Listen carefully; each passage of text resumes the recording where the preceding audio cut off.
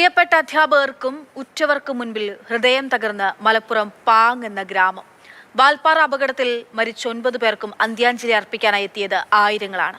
അമ്പലപ്പറമ്പ് government ഹൈസ്കൂളിലെ പൊതുദർശനത്തിന് ശേഷം മൃതദേഹങ്ങൾ വീടുകളിലേക്ക് കൊണ്ടുപോയിരിക്കുന്നു.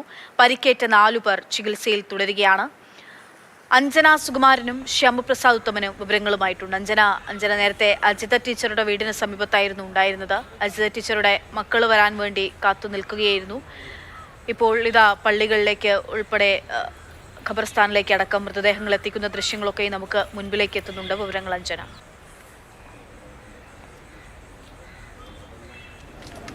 അക്ഷയ, അജിത ടീച്ചറുടെ വീടിന് മുന്നിലാണ് ഞാനിപ്പോൾ ഉള്ളത്. വീടിനകത്താണ് മൃതദേഹം പൊതുദർശനത്തിനായി വെച്ചിരിക്കുന്നത്. ഒരുപാട് ആളുകൾ ഇവിടേക്ക് ഒഴുകിയെത്തുന്നുണ്ട് അജിത ടീച്ചറെ അവസാനമായി ഒന്ന് കാണാൻ. അല്പം മുമ്പ് CPM സംസ്ഥാന സെക്രട്ടറി MV ഗോവിന്ദൻ എത്തി അന്തിമോപചാരം അർപ്പിച്ചു മടങ്ങി. തൊട്ടടുത്ത നിമിഷം തന്നെ EP ജയരാജനും അതോടൊപ്പം തന്നെ PK ശ്രീമതി ടീച്ചറും ഇങ്ങോട്ട് എത്തിച്ചേർന്നിരുന്നു. ഈ വളരെ ദുഃഖകരമായ ഒരു നിമിഷത്തിൽ കുടുംബത്തോടൊപ്പം ചേർന്ന് അവർക്ക് ആശ്വാസവാക്കുകൾ അർപ്പിച്ച് അവരുടെ ദുഃഖത്തിൽ പങ്കുചേർന്ന് മടങ്ങി എന്നുള്ളതാണ് പി ജയരാജൻ പറഞ്ഞത്. ഏതായാലും ഒരുപാട് ആളുകളാണ് ടീച്ചറെ അവസാനമായി ഒന്ന് കാണാൻ ഇവിടേക്ക് എത്തിച്ചേർന്നിട്ടുള്ളത്. അജിത ടീച്ചർക്ക് 2 മക്കളാണ്.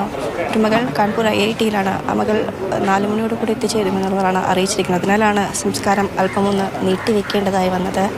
വാവന്നൂർ ആയുർവേദ കോളേജിലെ മെഡിക്കൽ വിദ്യാർത്ഥിയായ 3ാം വർഷ വിദ്യാർത്ഥിയായ അവന്തിക പരീക്ഷയ്ക്ക് ശേഷം വീട്ടിലേക്ക് അല്പം മുമ്പാണ് എത്തിച്ചേർന്നത്. ഏതാണ്ട് 1 മണിക്കൂർ മുമ്പാണ് പൊതുദർശനത്തിന് ശേഷം ടീച്ചറുടെ മൃതദേഹം വീട്ടിലേക്ക് എത്തിച്ചത്. നേരത്തെ പാലൂരിലുള്ള ഹൈസ്കൂളിൽ അധ്യാപികയായി പ്രവർത്തിക്കുകയായിരുന്നു ടീച്ചർ. 2 വർഷം മുമ്പാണ് പാങ് ഹൈസ്കൂളിലേക്ക് ടീച്ചർ മാറിയത്. പ്രമോഷൻ കിട്ടി പ്രധാനാധ്യാപികയായി പോവുകയായിരുന്നു. ഏറെ സന്തോഷത്തോടു കൂടിയാണ് പാങ്ങോട് സ്കൂളിലേക്ക് ടീച്ചർ എത്തിച്ചേർന്നത്. ടീച്ചർ എത്തിയതിനു ശേഷം ആ ഒരു 2 വർഷം സ്കൂളിൻ്റെ മുഖം തന്നെ മാറ്റുന്നതിനുള്ള ഒട്ടനവധി പ്രവർത്തനങ്ങൾ ടീച്ചർ അവിടെ ചെയ്തിട്ടുണ്ട് എന്നുള്ളതാണ്. മാത്രമല്ല ആ നാടിനെ ഒന്നാകെ ടീച്ചർ മാറ്റിയെടുത്തു. അവിടുത്തെ കുട്ടികളെ എല്ലാവരെയും പിടിച്ചുയർത്തുന്നതിൽ അവർക്ക് പുതിയ വഴി തെളിച്ചു കൊടുക്കുന്നതിലൊക്കെ ടീച്ചർ വലിയ പങ്ക് വഹിച്ചിട്ടുണ്ട്. മാത്രമല്ല അവിടെ ഉണ്ടാകുന്ന എന്ത് പ്രവർത്തനങ്ങളായാൽ പോലും ടീച്ചർ മുന്നിട്ട് നിൽക്കുമായിരുന്നു. ഇവിടെയുള്ള ആളുകൾക്ക് പോലും ടീച്ചറെ പറ്റി ഓർക്കുമ്പോൾ അത് തന്നെയാണ് പറയാനുള്ളത്. പാലൂർ സ്കൂളിലുണ്ടായിരുന്ന സമയത്തായാൽ പോലും ടീച്ചറുടെ ആ ചിരിച്ച മുഖം അത് ഇവിടുത്തെ പൂർവ്വ വിദ്യാർത്ഥികളൊക്കെ ഇപ്പോഴും ഓർക്കുന്നുണ്ട്. ടീച്ചർ പഠിപ്പിച്ച ഒരുപാട് കുട്ടികൾ ഉൾപ്പെടെ ഇവിടേക്ക് ടീച്ചറെ അവസാനമായൊന്ന് കാണാൻ വേണ്ടി എത്തിച്ചേർന്നിട്ടുണ്ട്. ഒരു നാടൊന്നാകെ ഒരു ഗ്രാമപ്രദേശമാണ്. അപ്പോൾ എല്ലാവരും അങ്ങോട്ടും ഇങ്ങോട്ടുമൊക്കെ വളരെയധികം അറിയുന്നവരാണ്. ഏതായാലും ടീച്ചറെ അവസാനമായി കാണാൻ ഒരുപാട് ആളുകളാണ് ഇത്തരത്തിൽ എത്തിച്ചേർന്നത്. ഈ പ്രദേശത്തുള്ള ആളുകൾക്ക് അവർക്ക് എന്ത് സഹായത്തിനായാലും വിളിപ്പുറത്തുണ്ടായിരുന്നു അജിത ടീച്ചർ എന്നുള്ളതാണ് ഇവരോടൊക്കെ സംസാരിക്കുമ്പോൾ മനസ്സിലാകുന്നത്. കാൺപൂർ IIT-യിലുള്ള മകൾ അവിടെ നിന്ന് തിരിച്ചിട്ടുണ്ട്.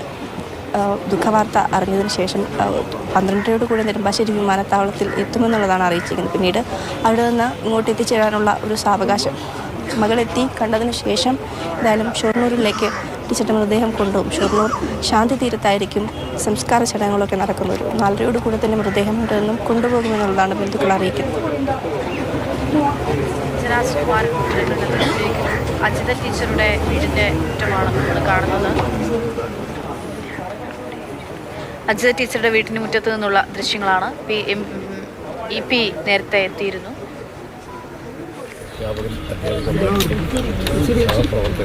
ഒക്കെ അടങ്ങുന്ന സംഘത്തിനാണ് ദാരുണമായ അപകടമുണ്ടായത്.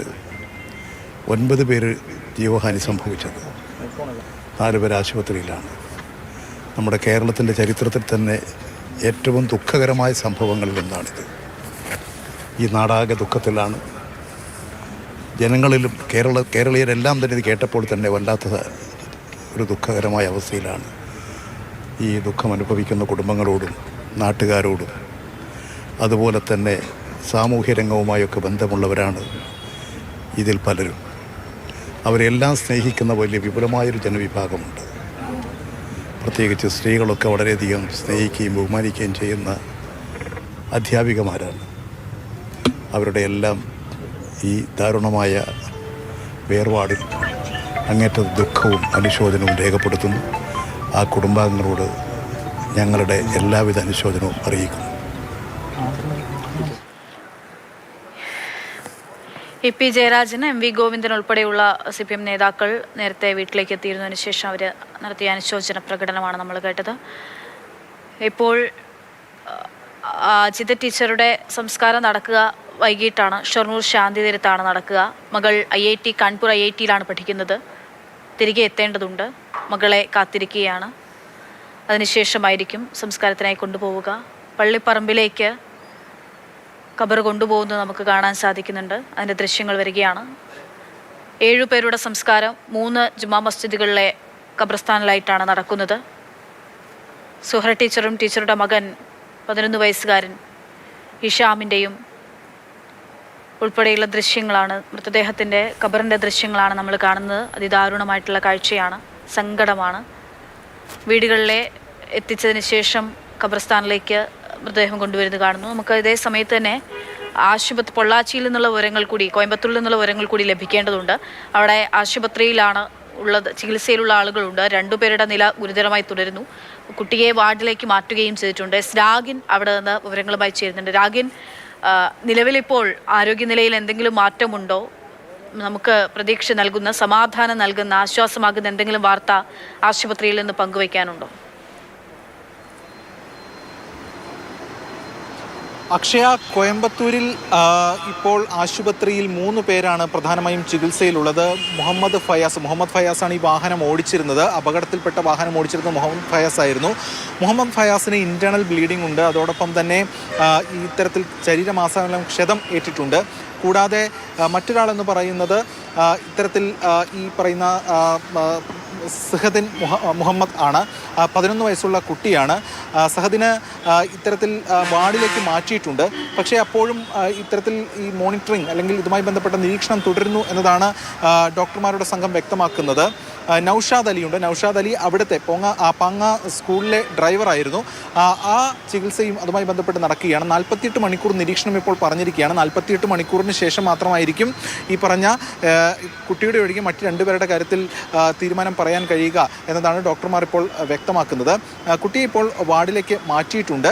അതുമായി ബന്ധപ്പെട്ട് അപ്പോഴും കാര്യങ്ങളിൽ നിരീക്ഷണവും മറ്റു കാര്യങ്ങളും തുടരുന്നു. കാരണം അരയ്ക്ക് കീഴ്പോട്ട് ചെറിയ പ്രശ്നങ്ങളുണ്ട് എന്നതാണ് ഇപ്പോഴും ഡോക്ടർമാർ പറയുന്നത്. എന്തായാലും വാളയാർ പോലീസ് ഉൾപ്പെടെ സ്ഥലത്ത് ക്യാമ്പ് ചെയ്യുന്നുണ്ട്. കൂടാതെ ഡോക്ടർമാരുടെ സംഘം നേരത്തെ മലപ്പുറം DMAയുടെ നിർദ്ദേശപ്രകാരം അവിടെ നിന്നുള്ള ഡോക്ടർമാരുടെ സംഘം ഇവിടെ എത്തി ആശയവിനിമയം നടത്തിയിരുന്നു. കോയമ്പത്തൂരിലെ ഡോക്ടർമാരും മറ്റുമൊക്കെയായി അതും ആ തലത്തിൽ തന്നെ നടക്കുന്നുണ്ട്. ഇവിടുന്ന് ഷിഫ്റ്റിംഗ് ആദ്യം ഉദ്ദേശിച്ചിരുന്നു. പക്ഷേ ഈ ഘട്ടത്തിൽ ഷിഫ്റ്റിംഗ് സാധ്യമല്ല. അതുകൊണ്ട് തൽക്കാലം ഇവിടെ തന്നെ ചികിത്സ തുടരാനാണ് തീരുമാനം. എന്തായാലും ഡോക്ടർമാർ പരിശോധിച്ചു വരുന്നു കാര്യങ്ങൾ എന്നതാണ് ഇപ്പോൾ ഇവിടുന്ന് വ്യക്തമാക്കുന്നത്. നേരത്തെ സൂചിപ്പിച്ചതുപോലെ സങ്കടകരമായിട്ടുള്ള കാഴ്ചകളിലാണ് നമ്മളിപ്പോൾ തന്നെ കടന്നുപോയിക്കൊണ്ടിരിക്കുന്നത്. കാരണം ഈ വിനോദയാത്രയ്ക്ക് പോയി സന്തോഷകരമായി അവർ നാട്ടിലേക്ക് മടങ്ങിയെത്തുമെന്നൊക്കെ പ്രതീക്ഷിച്ചിരുന്നത്. പക്ഷേ അതിനിടയിലാണ് ചേതനയേറ്റ ശരീരം അവരുടെ ഈ വീടുകളിലേക്ക് എത്തുന്നത്. അതോടൊപ്പം ഈ പരിക്കേറ്റവരുടെ ബന്ധുക്കളൊക്കെ തന്നെ ഇവിടെ ഉണ്ടായിരുന്നു. അല്പസമയം മുമ്പ് അവരിവിടെ നിന്ന് മാറിയിട്ടുണ്ട്. ഇപ്പോൾ ICUവിലൊക്കെ തന്നെ ആ ബന്ധുക്കൾ നിൽക്കുന്നുണ്ട്. എന്തായാലും ഡോക്ടർമാരുമായി ആശയവിനിമയം നടത്തി കാര്യങ്ങൾ മുന്നോട്ട് നീക്കുകയാണ് ഇപ്പോൾ ചെയ്യുന്നത്.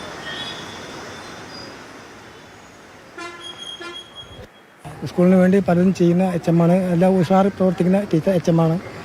എല്ലാ കാര്യങ്ങൾക്കും ഉഷാറാണ്. പലതും ചെയ്യാൻ ബാക്കിയായിട്ട് ഇരിക്കുകയാണ്. ചെയ്തു തന്നെ ബാക്കിയാവാണ്ട് ഇനി കുട്ടികൾക്കുള്ള കളിസ്ഥലത്തിൻ്റെ പാർക്കിംഗ് കാര്യങ്ങളൊക്കെ സെറ്റാക്കി കഴിഞ്ഞിട്ടുണ്ട്. അതിൻ്റെ പടവുകളും കാര്യങ്ങളും നടത്താമെന്ന് അടുത്ത ദിവസം നടത്തണമെന്ന് പറഞ്ഞിട്ടാണ് HM പറഞ്ഞത്.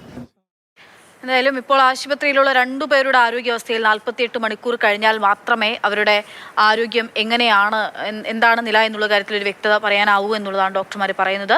ഒപ്പം കുട്ടി 11 വയസ്സുകാരൻ, അവനെ വാർഡിലേക്ക് മാറ്റിയിട്ടുണ്ട്. പക്ഷേ നിരീക്ഷണത്തിൽ തന്നെ തുടരുകയാണ് എന്നുള്ള വിവരം രാഗിൻ പൊള്ളാച്ചിയിൽ കോയമ്പത്തൂരിൽ നിന്നും നൽകുന്നു.